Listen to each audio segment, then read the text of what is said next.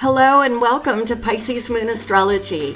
I'm your astrologer, Kate Leonard, and I'm excited to explore the stars with you.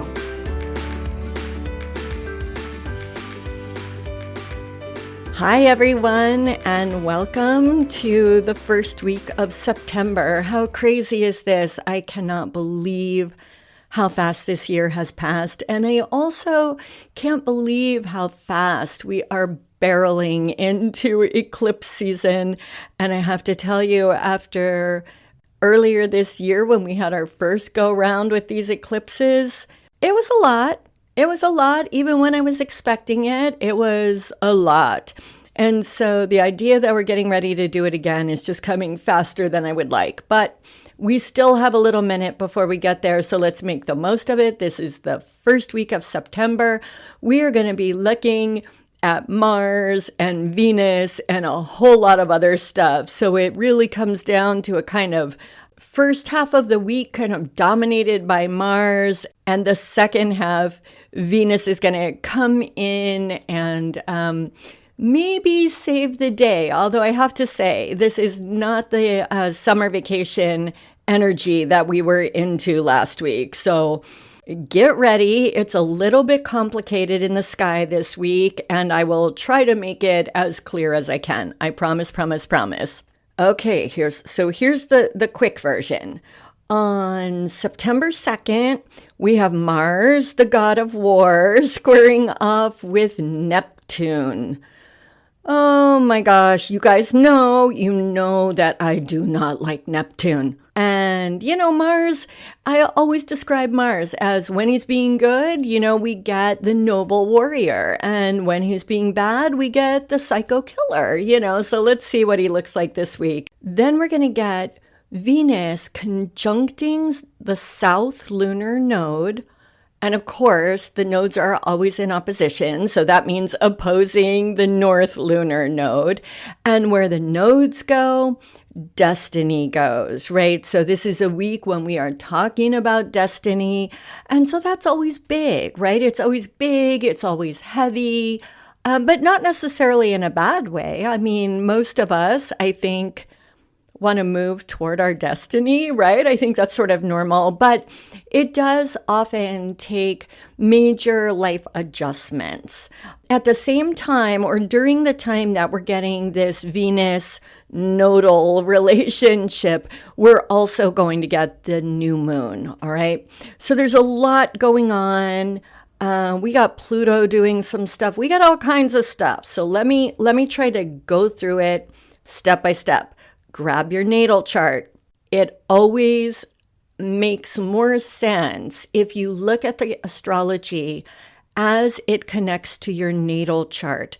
So when I say that something's happening in Libra, it really matters. Is that your first house, which is the self? Is that your fourth house, home and family? Fifth house, children, creativity, sex? Seventh house, partner? And so on, right? So if you're looking at the energy and applying it to where it's hitting in your natal chart, you're going to have a much richer experience when you're considering the astrology. And if nothing else, it's going to have a better predictive value. But you do you. I think it's best if you have your natal chart in front of you when, unless you're driving. If you're listening to this in a podcast in your car, don't pull up your natal chart, okay? Look at it when you get home. So let's start. First, we get the new moon on September 2nd, okay? So this is happening in Virgo. New moons, I don't usually spend a lot of time talking about lunations. So like the new moon, the full moon, and those kind of things. They happen every month. They're pretty standard. Most of us kind of know what to do with that. New moons are beginnings, new opportunities, and it's a time for setting intentions. What's really interesting and why I'm actually spending time on this new moon is not because I'm really all that fascinated in it. But it's happening on the same day that Mars in Gemini squares off with Neptune in Pisces. Now, this is actually really, really big, okay? So, a square, as we all know, is a tense energy. Squares mean you've got some navigation to do. There might be some rough corners to get around, but it is energy, and any energy is better than no energy. Nevertheless, we've got this Mars, god of war, squaring Neptune, the god of I don't even know what, the ocean, making things murky and confusing. That's my opinion. That's what I think, okay? So all of this is going on at the same time. Here's why I bring up the new moon. Neptune is difficult to see through, okay? He makes things hard to see clearly. He's the ocean. He's looking at things underwater, so he obscures our vision. During the new moon, it actually goes dark, right? This is when its light is not seen until it's sort of reborn, and we see that little sliver of light come out, right, to start the new cycle. So the new moon goes through this dark phase, and that's why we always say intuition, rely on your intuition during a new moon, because the rest of the world is in shadows, right? So we've got Neptune underwater, lacking clarity, and we've got the new moon at the very same time.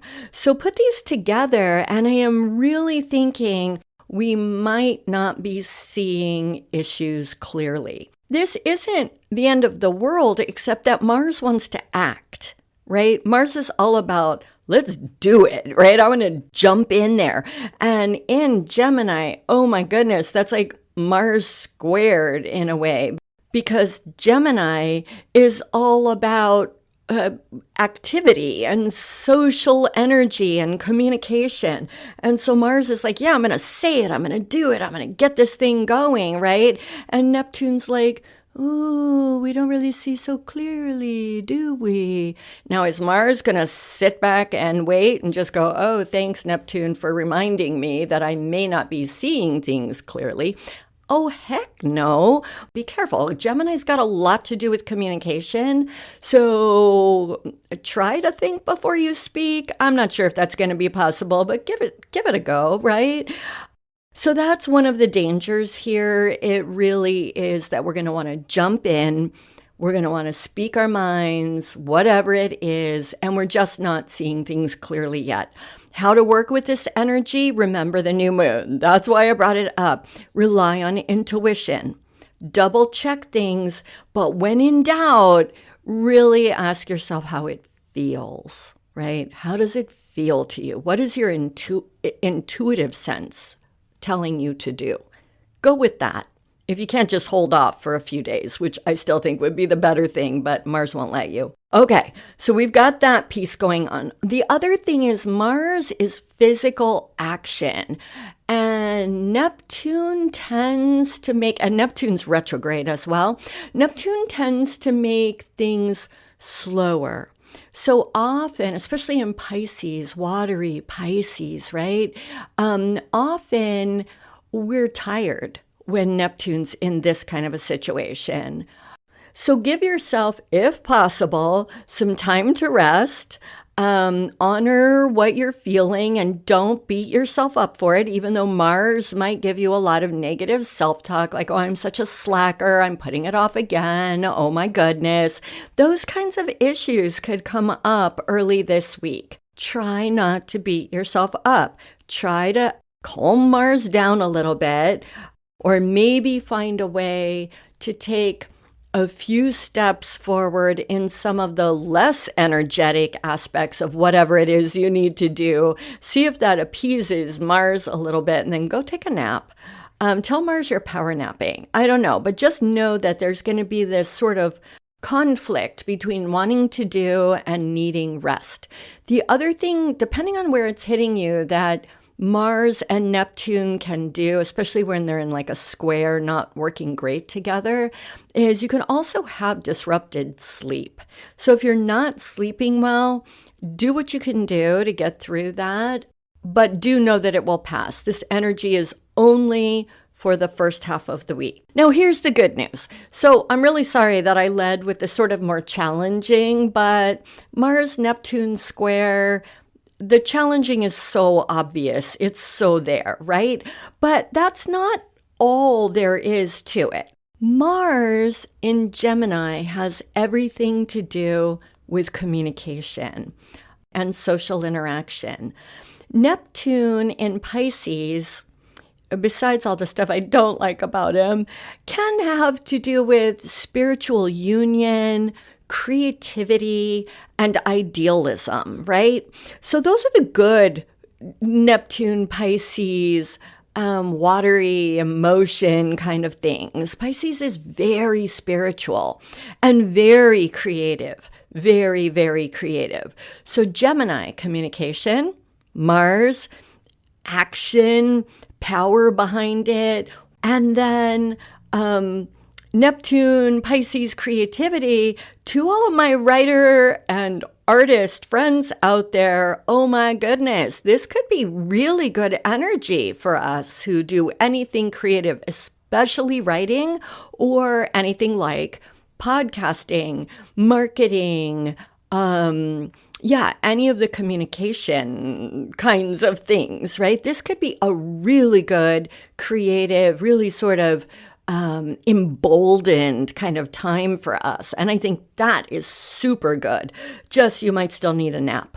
The other thing is spiritual pursuits. You might be really energized to make progress in your yoga practice, your meditation practice, or whatever sort of thing you do that is kind of like spiritual, but like spiritual goals, because that's Mars, right?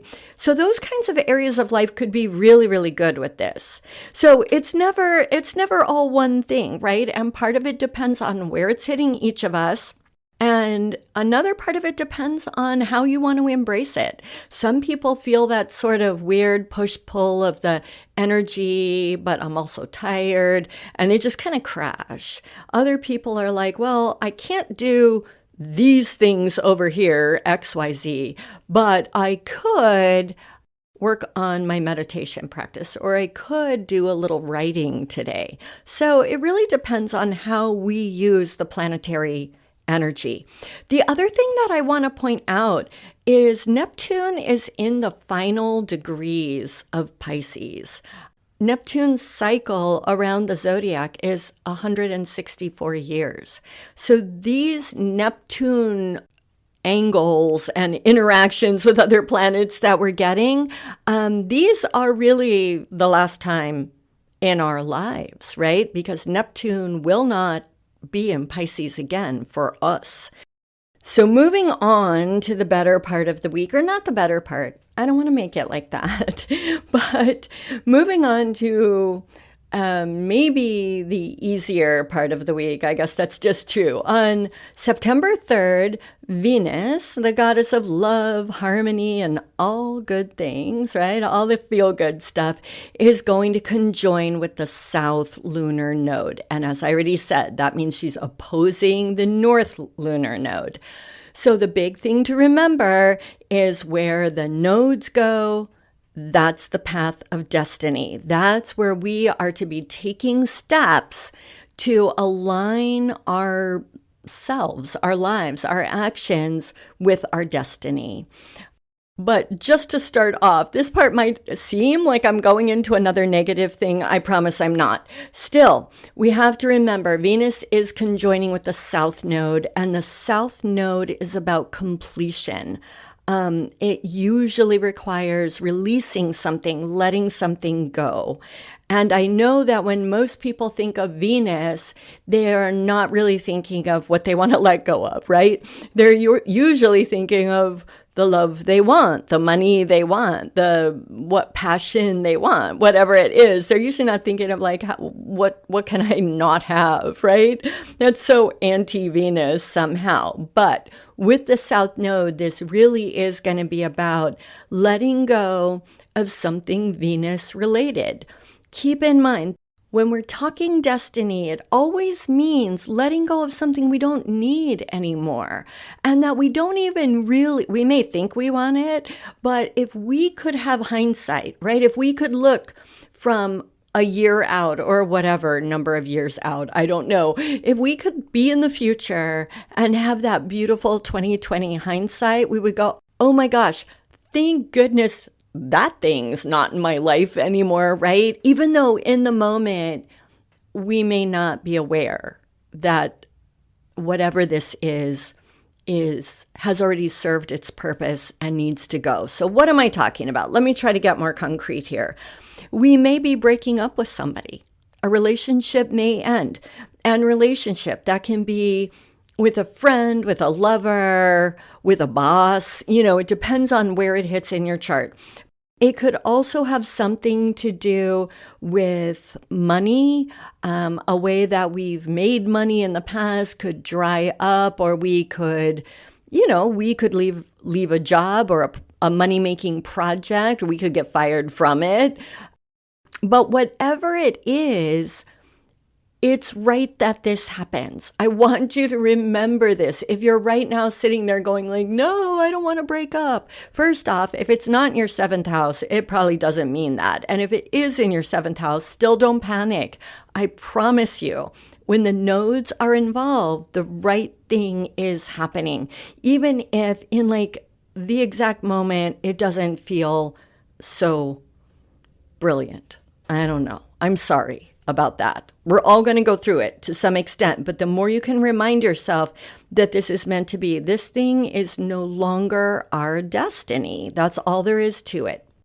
Oh, and another thing that I wanted to point out, I can't believe that I left this till last, but another thing that may be passing is something to do with our value system. Venus rules value. And what we value.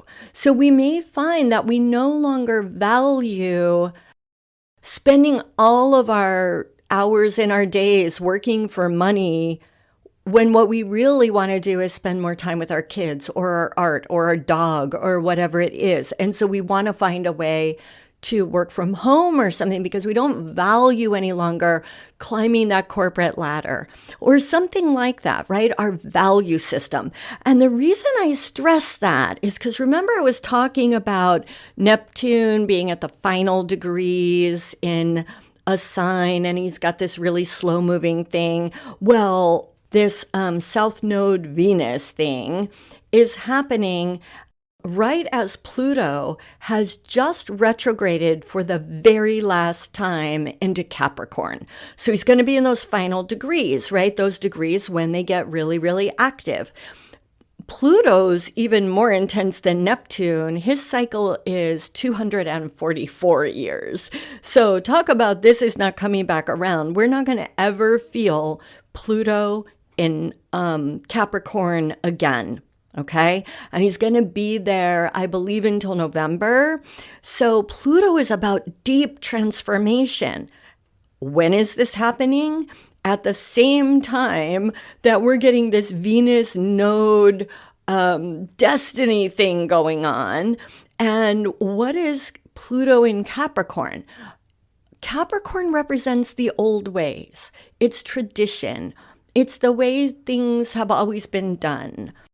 Just doing things the way you've always done them, or the way even sometimes that because your parents did it that way, or it's been, the society or whatever, right? Like, I go to this church because I was raised in this church. Pluto in Capricorn is all about power in the old systems. But Pluto is also about transformation, and Pluto is moving now for a 16-year stint into Aquarius. He's already dipped into Aquarius a couple of times, but this is his last stint in Capricorn. Now he's going into Aquarius for that 16-year period. So talk about dawning of the age of Aquarius. I know that astrologers have marked that at about 1 million different points in history, but this really could be it. Aquarius is about the new ways, right? Aquarius is forward thinking. where Capricorn is about rulership from top down, right? The sort of traditional boss tells you, employee, what to do. Parent tells child, that kind of thing. Government tells citizen. Aquarius is really of the people. It's also independent. So we've got this deep transformation telling us that we are to let go of those old ways, those traditional ways, and be more forward thinking. Yes, more forward thinking, but also more true to our own thoughts, our independent, autonomous thoughts, right? So this is happening while Venus, who rules value systems and things like that, is with the South Node saying, okay, look, come on now, let's let go of something that's outworn. So play with those ideas a little bit, right? It could be, again, that we're letting go of something like a job, a relationship, whatever. But it also could be that this Venus South Node thing is part of this Pluto Capricorn thing, right? They're all happening together. And it really is just a really destined, very deep transformation in what we value in the world. And then that shapes everything, right? That's who we are. That's how we spend our time and our money and our effort and all of that. So, what are you clinging to? This is another thing that we're being asked to examine. And you'll know, right? We all know when we're doing that thing that it's like, I know this relationship is kind of like, meh, but I love him or her. I know that this job isn't going anywhere, but I'm really comfortable here, and applying for work just kind of blows, and I'm just going to stay. It's not so bad. What are we clinging to? Because it's really time to be better to ourselves, right? To take better care of ourselves and say, no, that's not good enough. I'm going to change my values, and I'm not going to any longer just value clinging to what's comfortable and known. I'm going to be brave. Mars is still in this picture. He's slightly less involved right now, but he's still there. We always have Mars around, right? I'm going to use some Mars energy and be brave and step forward in my truth, along my real path, right? Okay, now here's the other thing that's very cool about this nodal thing going on. We've got Venus telling us what kind of thing we're letting go of, okay? Now remember, the nodes, they don't travel solo. We let go of something so that we can bring something else in. That's the North Node energy, okay? So that's this is where the cool part is, right? Enough of all that letting go, forget it. Yeah, that's great, I'll let go, but what do I get? Well, the North Node is in Aries. Aries is the individual. Aries is me. When we're making fun of Aries, we say it's like the toddler of the zodiac. Me, I want it now. Like a little child, a very young child. Libra, the South Node, is in Libra. Libra's all about balance, and I want everybody to be okay. I want it to be fair, all of that. Aries is like, nah, me, right? So there's kind of a cool thing going on. Not only do we already see a lot of indication that we're letting go of something that is outworn and that will allow us to step into a more aligned, destined path or phase of our life. But what are we bringing in? A bigger focus, a more intense focus on me and what I need, right? So this is not, some people are just like, that just seems so selfish, right? I know, but it's all about balance, right? And when you're thinking about your destiny, it really should align with you, yeah? If you're not part of the picture, a big part of the picture, I'm not quite sure how it's your destiny unless your destiny is to be something like, I don't know, a martyr or something, right? So when I think of this axis, I can't help remembering Sunday dinners at my house when I was little. My grandmother and the great aunts would be at the house, the uncles and cousins, everybody was there, but all the kids would be out playing in the yard. All the men were either around a table playing poker or around the TV watching sports. What were my grandma and the great aunts doing? They were cooking. They were cooking a lot, right? Everything, all kinds of stuff. And then we would all come to the table and they were serving and we were grabbing because that's the kind of family we are. We passed too, but we grabbed a lot, right? So we were grabbing and they were serving and the food would all get, we're all sitting there and everybody's eating. And the women, the older women would sit down at the table for like a second. And then they were getting up. And what were they getting up for? More bread, more butter, more water. And would try to get a bite in here and there. And then when dinner was over, the men would go back to poker or the TV, and the kids would go racing back outside, and the women would be cleaning because there's a lot of dishes after one of those dinners. Venus, love of family, in Libra, make sure everyone's okay. That is the perfect picture of Venus in Libra. Those were beautiful events in our family, but it was certainly better to be a kid or a guy than one of the older women, right? Just saying. So this time right now is time for us to come to the table. Yeah, come to the table. Maybe eat at a restaurant. Let somebody serve all y'all, right?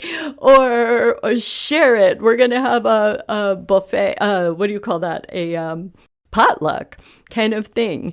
Maybe it's time that we all come to our own tables. I think that's it, right? That's what we're looking at. How do you come to your table? Where do you need to put yourself first? What do you need to let go of? What thing that you've been doing that's all about making everybody else okay, even if that's not rocking the boat by keeping tradition or the status quo or whatever in place. How do you come to the table? Right?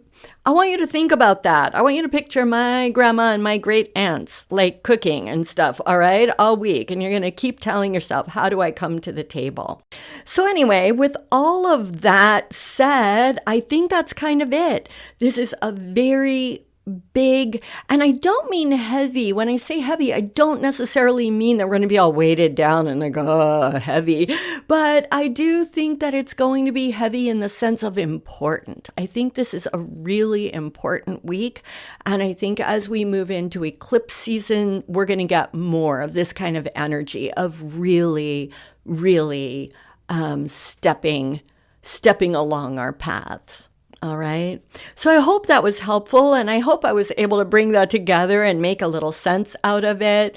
Thank you all for listening. If you've made it through to the end, I just found out I have listeners in France. So hello, people in France. Thank you for listening. I'm in California, as most people know, in Los Angeles. If you want some little tips that I write up every week about herbs that go along with this energy, whether for incense or for drinking, like tea, herbal tea, and then I always do like a little spiritual or magical practice as a suggestion.